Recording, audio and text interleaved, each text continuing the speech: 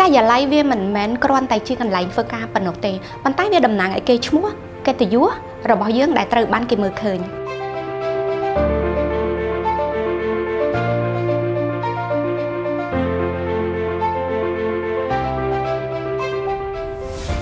នៅពេលដែលរាជធានីភ្នំពេញកំពុងតែមានភាពរីកចម្រើន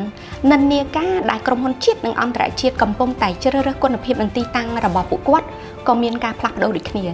កាយាល័យវាមិនមែនគ្រាន់តែជាកន្លែងធ្វើការប៉ុណ្ណោះទេប៉ុន្តែវាតំណាងឲ្យគេឈ្មោះកិត្តិយសរបស់យើងដែលត្រូវបានគេមើលឃើញ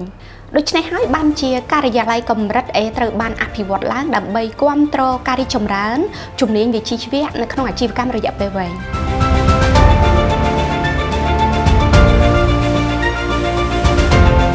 ដូច្នេះការជ្រើសរើសការិយាល័យដ៏ត្រឹមត្រូវមិនមែនត្រឹមតែជាការជួលប៉ុណ្ណោះទេប៉ុន្តែវាគឺជាផ្នែកមួយនៃយុទ្ធសាស្ត្រនិងចក្ខុវិស័យនៃអាជីវកម្មរបស់យើង